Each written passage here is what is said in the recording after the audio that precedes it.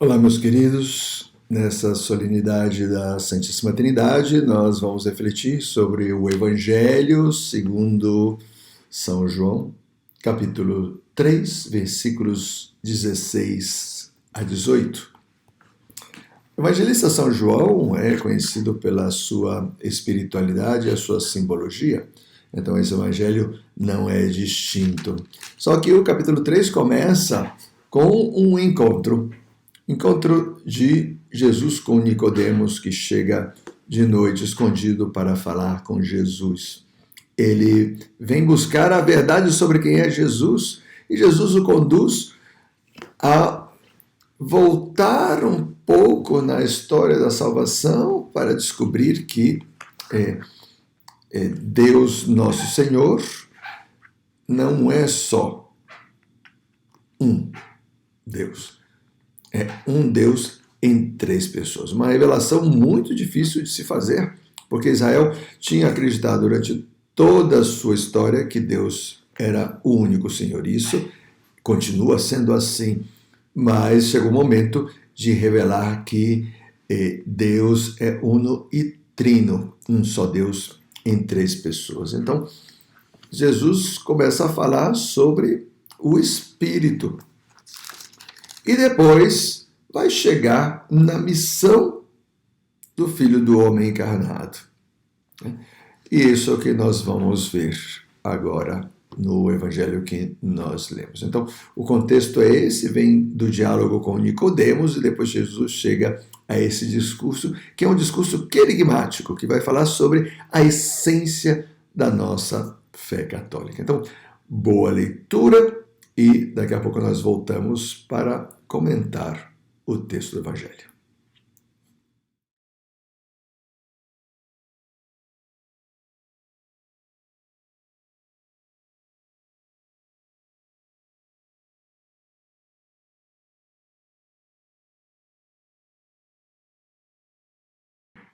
Agora vamos responder as três perguntas que, como sempre, nós colocamos como indicativas para que nós possamos analisar um pouco o texto e aprofundar nele. Então, diz São João, no capítulo 3, versículos 16 a 18, pois Deus amou tanto o mundo que entregou o seu Filho único para que todo que nele crê não pereça, mas tenha a vida eterna. Esse é o querigma da nossa fé, a essência da nossa fé. Deus que, por amor, nos criou e depois que nós caímos no pecado, não nos abandona, mas Ele vem ao nosso encontro para nos salvar dos nossos pecados. Então, o seu amor é tão extremo que Ele é capaz de entregar o seu próprio Filho para que morra no nosso lugar, né? No Antigo Testamento tem uma prefiguração disso, né? Talvez vocês vão se lembrar, né, da história de Abraão, que era muito velho quando Deus lhe chamou para fundar o povo de Israel. Então ele saiu lá de Ur da Caldeia e migrou para a atual Israel, e Deus lhe prometeu que ele seria pai e que da sua mulher Sara ia nascer o seu filho, que ia ser o início do povo de Israel. Então, Abraão foi pai aos 90 anos e depois Deus pede a Abraão que sacrifique o seu filho Isaque.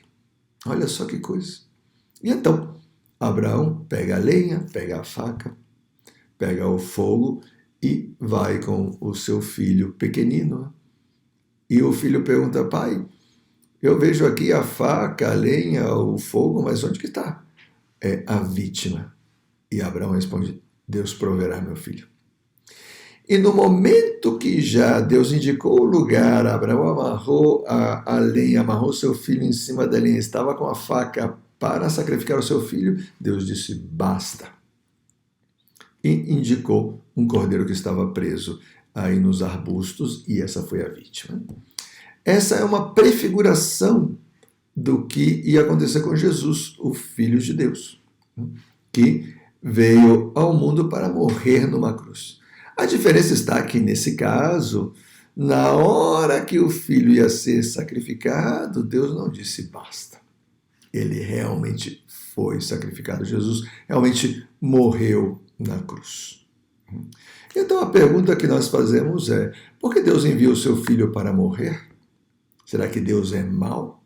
Não deveria ele mesmo vir? Não deveria vir o Pai para morrer? Por que enviou o seu filho para que morra? Será que ele não ama o seu filho? Aqui o que nós precisamos entender é um pouco a natureza da Santíssima Trindade. Deus é um só, mas é composto por 3 pessoas: o Pai, o Filho e o Espírito Santo, que são da mesma natureza. São Deus igualmente. O Pai é Deus, o Filho é Deus, o Espírito Santo é Deus. E a relação que existe entre eles é uma relação na qual a obra de cada uma das pessoas da Santíssima Trindade é a obra de todas as pessoas da Santíssima Trindade. Ou seja, onde está uma das pessoas, estão também as outras 2 pessoas.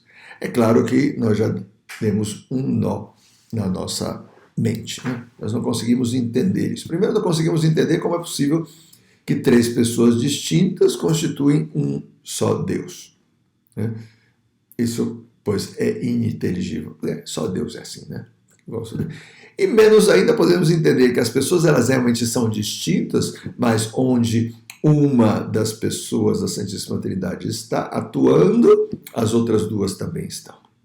Isso para dizer que quando nós dissemos que o Pai envia o seu Filho, não é uma coisa externa ao próprio Pai.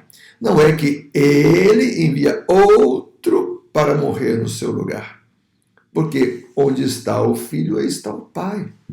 Então, o Pai estava morrendo junto com o Filho naquele momento. E também o Espírito.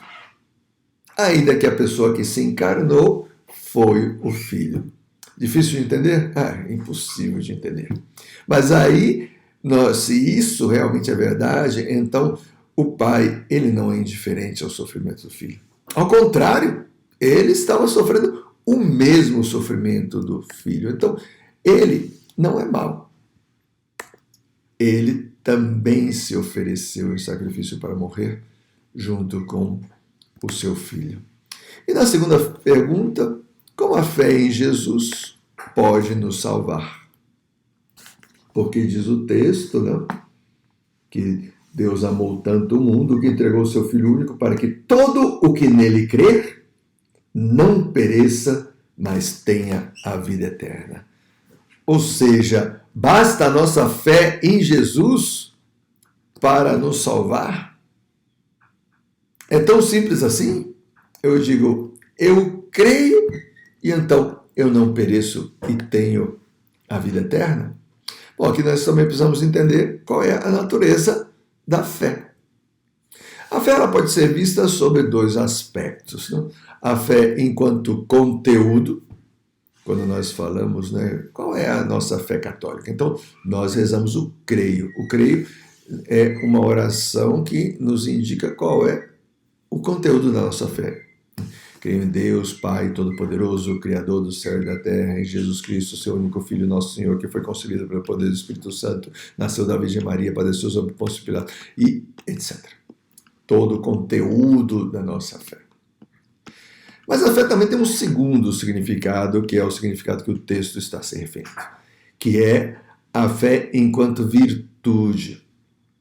Essa é uma virtude, toda virtude é uma forma habitual de obrar, de atuar. Só que essa virtude ela não é só humana, ela é humana e divina. Ou seja, humana enquanto que praticada por nós, divina enquanto tem que ser concedida por Deus, porque senão nós não conseguimos praticar essa virtude, porque para nós é impossível, ela é uma virtude sobrenatural, ela é uma virtude teologal, ela é uma virtude infusa pelo Espírito Santo em nós. Deus coloca no nosso coração a semente da fé, que com o exercício da fé, que é a nossa parte, né, essa semente brota e dá frutos. Então, para que uma pessoa possa fazer um ato de fé, um ato de fé sobrenatural, ou seja, acreditar em algo que é sobrenatural, divino, precisa da iluminação de Deus. Que sem isso, para nós seria impossível. Então, sob esse aspecto, quando nós dizemos, né, ou quando nós lemos, né, para que todo o que nele crê não pereça, mas tenha a vida eterna, quer dizer que Deus amou tanto o mundo que enviou o seu Filho único para que todo o que nele creia. Essa fé é uma resposta. É uma resposta. Deus nos está atraindo a Ele, nos está atraindo para fazer o que Ele quer que nós façamos, porque é o melhor para nós. E se nós o fizermos, então nós não perecemos, nós temos a vida eterna. Ou seja, essa fé que Jesus nos está convidando é um caminho. Ele nos convida a caminhar com Ele pelo caminho da salvação.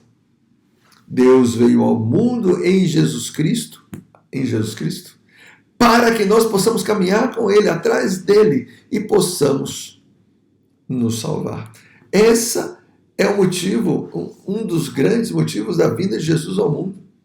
Ele veio nos salvar, mas Ele também quer nos mostrar o caminho e Ele quer caminhar junto conosco, para que nós não pereçamos. Ele ama tanto que Ele poderia fazer isso por nós e Ele fez isso por nós. E a última pergunta: como é possível que quem não creia seja condenado? Porque segue o texto, não? Pois Deus não enviou o seu não enviou o seu Filho ao mundo, para julgar o mundo, mas para que o mundo seja salvo por ele. Quem nele crê não é julgado. Quem não crê já está julgado, porque não creu no nome do Filho de Deus. Ou, pois, na tradução que nós lemos na liturgia, né? Quem nele crê não é condenado, mas quem não crê já está condenado. Aqui na Bíblia de Jerusalém diz julgado, aqui diz condenado. No fundo é a mesma coisa, né? Porque o julgamento de Deus é efetivo. Porque não acreditou no nome do Filho unigênito. Então, como que alguém pode ser condenado só porque não acredita em Jesus? Outra vez nós precisamos voltar à origem da fé, porque aqui o acreditar é ter fé, é o exercício da virtude teologal. E se nós entendemos o que significa a fé como virtude teologal, nós entendemos que é impossível a salvação sem a fé em Jesus. Porque Ele é o caminho, a verdade e a vida.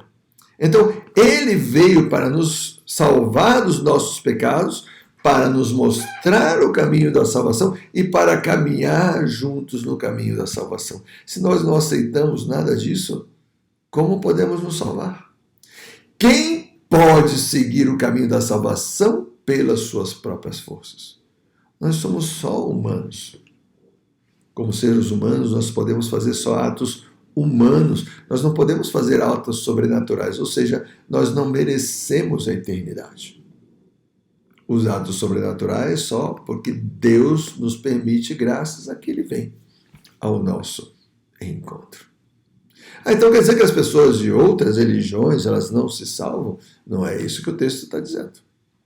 Está dizendo quem não crê no Filho de Deus. Repetindo, não? Quem nele crê não é condenado, mas quem não crê já está condenado, porque não acreditou no nome do Filho unigênito. Quer dizer, é um rechaço, um abandono. Deus vai se manifestar na vida das pessoas de acordo com a possibilidade que elas têm de encontrar a Deus. Então existem pessoas de outras religiões que não tiveram a possibilidade de conhecer a Jesus. Então Ele vai se manifestar nas suas vidas de outra maneira, vai inspirar um caminho da salvação de outra maneira e através da sua consciência. Só Deus sabe qual é o nível de resposta da pessoa, o nível de sinceridade que a pessoa vai dando a essas inspirações que Ele mesmo dá a essas pessoas. Nós, julgando de fora, jamais vamos poder dizer essa pessoa se salva, essa não. Porque não sabemos, né? Mas Deus sim sabe. Peçamos a Deus, nosso Senhor, que nos dê muita fé. Deus, ele nos ama muito. Esse é o querigma que acabamos de ler, né? Deus amou tanto o mundo que enviou o seu Filho único. Ele veio para morrer para que nós não morramos. Que a nossa fé no amor de Deus seja a nossa salvação. Em nome do Pai, do Filho e do Espírito Santo. Amém. Fenomenal!